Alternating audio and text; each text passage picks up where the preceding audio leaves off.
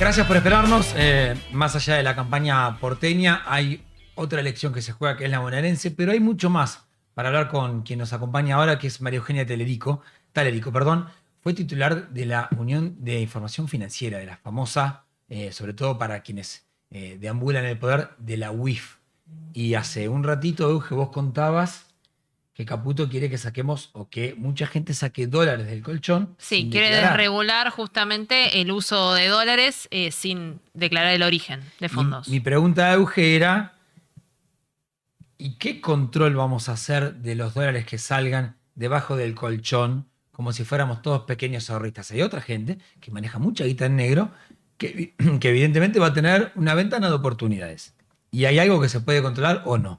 María Eugenia, ¿cómo andás? Muy bien, un gusto estar acá. No quiero entrar primero en lo bonaerense y más. Esta noticia nos irrumpe hacia esta versión que el propio Caputo marca.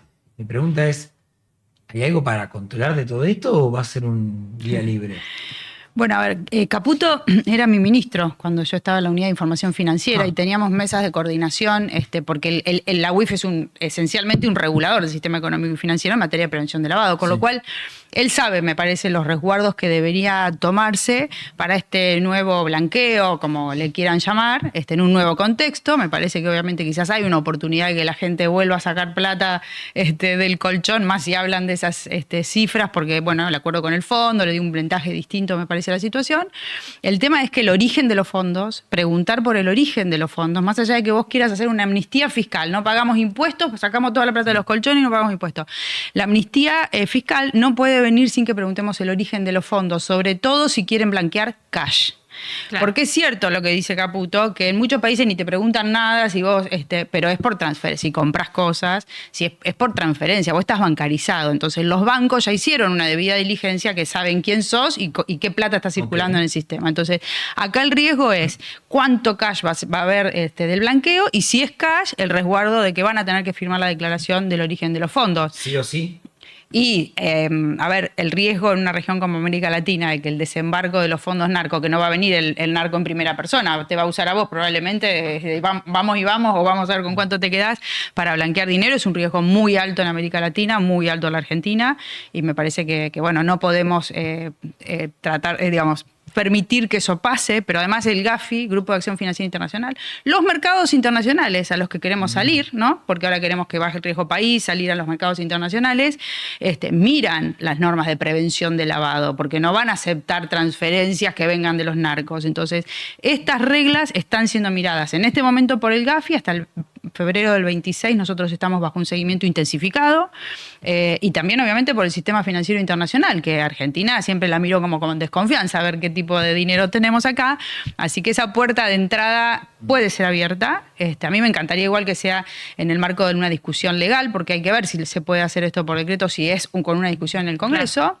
Y ahí quizás la oportunidad también de la famosa reforma tributaria. O sea, todo el mundo está pidiendo ser más competitivos con esta apertura al mundo que tenemos, y entonces capaz que es hora también de dar, junto con la discusión del blanqueo, la discusión finalmente de la reforma tributaria y de esta relación nación-provincias y todo eso que en el marco del acuerdo con el fondo dice que lo tenemos que discutir. Ahora, vos bien dijiste recién que Caputo tiene noción de esto, del GAFI, mirándolo, de los grupos internacionales, viendo qué está haciendo Argentina con el dinero y esta desregulación. Entonces, ¿por qué salir a declarar algo como eso, sabiendo que puede llegar a tener ese tipo de consecuencias?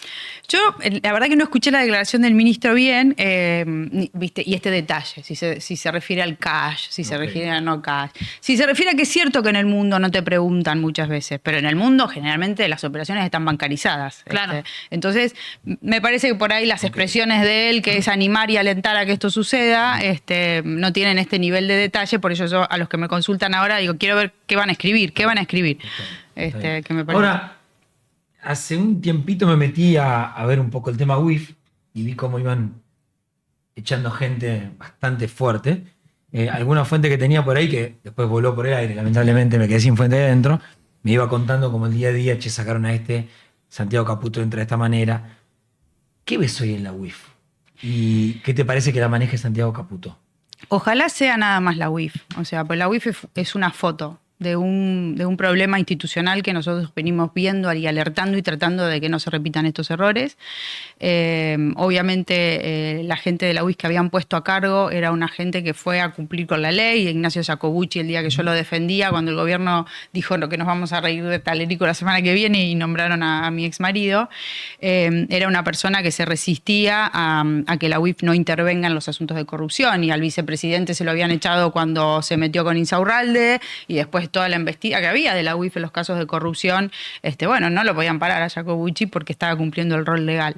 Entonces lo echan. Y ahora el reemplazo es junto con un ministro de Justicia que desde el primer día dijo que quería sacarle las facultades de querella a la UIF, que es un organismo que fue muy poderoso en las acusaciones y que sigue siendo muy poderoso. Vamos a ver si lo bajan finalmente de todos lados, porque se hizo realidad este anuncio de que le sacaban la facultad de querella a la UIF. Al vice de la UIF lo sacan por investigar a Insaurralde. Sí, claro. Tesio lo echan y todas las versiones de ese momento, más allá del silencio que algunos guardan, porque no todo el mundo se anima a salir a hablar en contra del gobierno, o cuando pasan estas cosas, en el contexto de la UIF constituida como querellante en Insaurralde.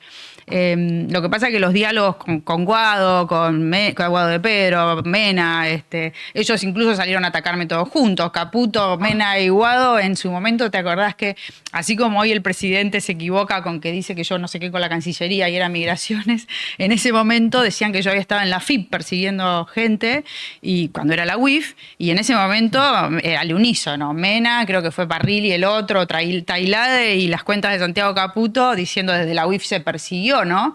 Comprando también el gobierno esa narrativa de los imputados kirchneristas de que desde la UIF se había perseguido políticamente a esta gente. Ya que tocas el tema, en las últimas horas el presidente de la Nación, después de la entrevista que le diste a Carlos Pagni, ponía un tuit, pongamos el tuit del presidente, de Milei, que dice esto, a ver, dice verdadero, obviamente toma una cuenta afín al gobierno, siempre que ven este tipo de cuentas son así, son armadas básicamente por Casa Rosada. Dice, esto dice Talerico hoy, lo que la gente no sabe es que se arrastró rogando un puesto en Cancillería y como fue echado de allí se quedó con mucha bronca, y desde ese momento exacto empezó a pegarle al mejor presidente, bueno, la historia que tiene, etcétera. ¿Vos pedías Cancillería? No entiendo. No. Acá, primero, obviamente, esto es falso. El presidente sabe cuál es la verdad y no, en Cancillería no. Francos me ofreció la dirección de migraciones en su momento, después vino el veto. ¿Quién te vetó? Bueno, fue el kirchnerismo, fue el kirchnerismo. Sí, pero sí, pero para que el otro lado entienda. Claro, Franco es libertario. Y el kirchnerismo te veta. Sí. ¿En qué momento mete la cuchara el kirchnerismo para...? Bueno, hay diálogos, y más allá de que todos sabemos que la opción de la Libertad Avanza nace a partir del financiamiento de Sergio Massa, o sea, esto fue una realidad que sucedió, existían esos diálogos, y obviamente Talerico en un gobierno donde vos necesitabas quizás algunos acuerdos con el kirchnerismo es impasable, o sea, yo soy paladar negro antikirchnerista y ellos lo saben, y yo no me lo tomé mal, y no es cierto esto, la verdad que yo deseo todos los días que se corrija el rumbo, que se ocupen de la economía, que dejen de hacer tanto despelote alrededor. Y no es cierto que ni me quedé enojada, ni que me perdí. Sí, que nada. Que todo lo que dice el presidente... Claro, que lo que dice el presidente sea verdad. O sea, yo... Ya hasta te lo tomás a la risa lo que planteó. No sé. No, es que yo quiero que... La verdad que esta alternativa, que por ahí pasamos a la provincia, ¿por qué algo distinto si nosotros queríamos que a este gobierno le vaya bien? No somos el enemigo a combatir, ¿viste? Y entonces es porque los principios y las convicciones que hacen con que todos estos manoseos institucionales no tienen que ser para generar confianza. Vos tenés que darle mucha solidez a la construcción institucional, porque si no, nosotros ya repetimos estos errores. Y entonces queremos eso, o sea, queremos construir una alternativa que cuando la gente mire alrededor diga, bueno, acá hay alguien republicano que defiende las ideas de la libertad, que yo digo están en la Constitución Nacional, y que quiere que el sistema no sea de confrontación permanente, porque ¿cuál es el futuro de la Argentina si nosotros nos seguimos peleando, odiando con todos estos discursos desde lo máximo del poder? Voy a interrumpir acá entonces. Dijiste, yo soy paladar negro antikirchnerista. Sí. Gobierna Axel Kicillof. Sí. Vas a una campaña bonaerense, sos diputada. ¿No dialogás? ¿Sabés por qué soy paladar negro antikirchnerista? Porque ella está, Cristina Kirchner, condenada en doble instancia, tiene todavía juicios pendientes. Fue un gobierno del 2013 al 2015 que saqueó el Estado Nacional como nunca otro movimiento político lo hizo. Y vos no podés tener un diálogo democrático, primero con alguien que tenga una líder de esta naturaleza que dice que además la estamos proscribiendo, y además con un movimiento político que era un populismo de izquierda, que iban a destruirlo todo, porque dictaron la ley de democratización de la justicia para cooptar a la justicia, porque están permanentemente en búsqueda de la impunidad y de romper nuestras instituciones, y eso era el kirchnerismo. Entonces, ¿qué me pasa a mí con el kirchnerismo? Y yo digo las nuevas grietas. Las nuevas grietas son de esos líderes políticos que no hacen de la decencia uno de los pilares fundamentales para hacer política pública. Y ahí lo tenés a Axel Kicillof, que por ser parte de la maniobra de YPF y los 16.000 millones de dólares que ahora nos están condenando, Kicillof fue parte de esa maniobra para que los Kirchner junto con los Eskenazi pudieran hacer uno de los negocios de corrupción más extraordinario de los que somos víctimas los argentinos. Entonces, el diálogo democrático puede existir y podemos tender puentes, yo creo que con una renovación generacional de la política importante, y después cuando esta gente que en realidad lo único que busca es caja y poder en base a romper todos estos valores de integridad con los que podemos conversar vos y yo. Vos podés querer un Estado grande, yo te puedo decir un Estado grande no. Vos querés decir que hay que tener más planes sociales, yo te puedo decir no, más planes sociales no, hay que trabajar. Nos podemos poner de acuerdo. Pero si vos lo que tenés pensado es que querés hacer caja, que querés cuidar tus curros, que lo único que te importa es ese cotito de la casta política que tanta injusticia provoca, y no podemos tener un diálogo democrático sincero. Entonces yo tengo ese problema con el kirchnerismo, porque son profundamente corruptos e hipócritas, y todavía le siguen vendiendo a la gente futuro, cuando fueron los responsables de esta catástrofe que nos está pasando a los argentinos. Entonces, entrar en diálogos con estas personas que lo único que buscan es la impunidad de la jefa de una asociación ilícita, a mí me parece que es profundamente inmoral. Ahora, vos recién hablabas de romper instituciones desde la corrupción de parte del kirchnerismo.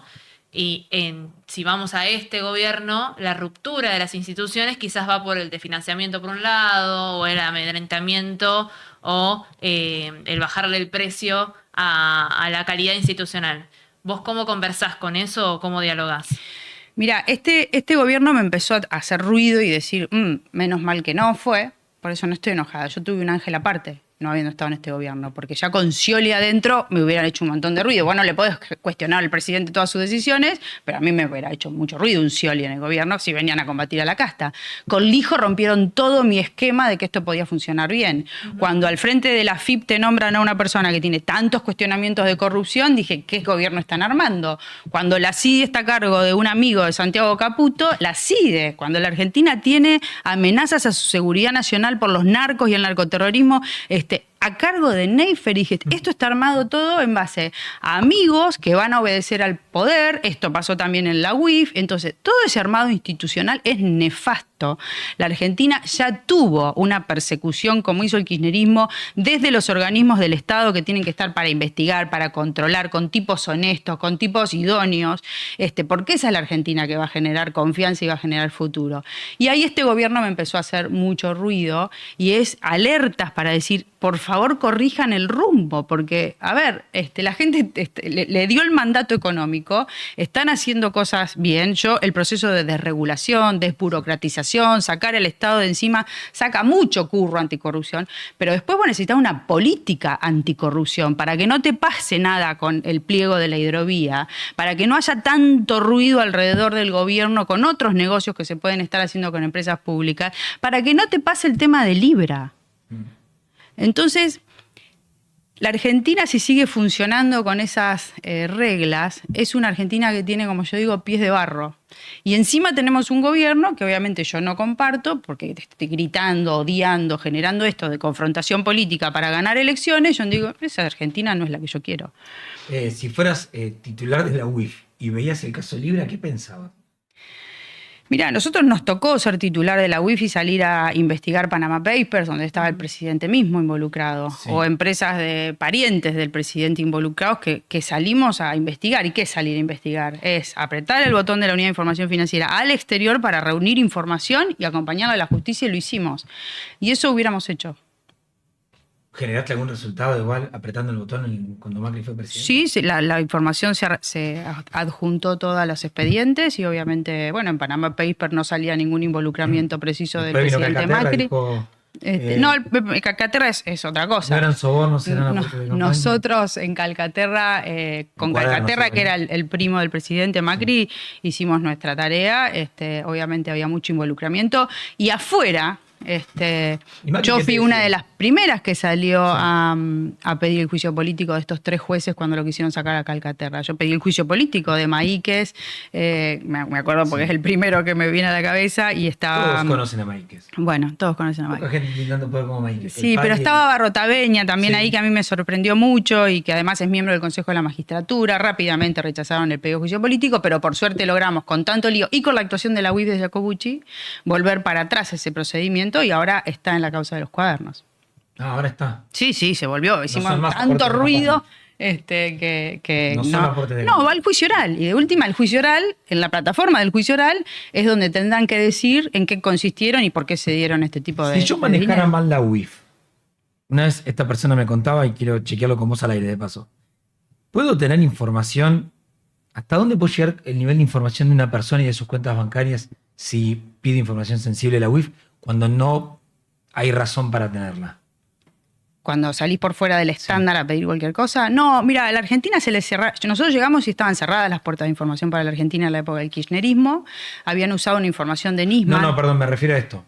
Si hoy yo soy Santiago Caputo y digo, Podés mandar a la UIF. pasame algún archivo de Telerico, ¿hasta dónde llega esa información? No, bueno, ahora hicieron una reforma donde con la excusa de la ciberseguridad y la CIDE metida en los distintos Sí. organismos, yo creo que ahí hay un riesgo de que directamente el reservorio de esa información vaya a parar a esta CIDE y a las personas que están a cargo de estos lugares.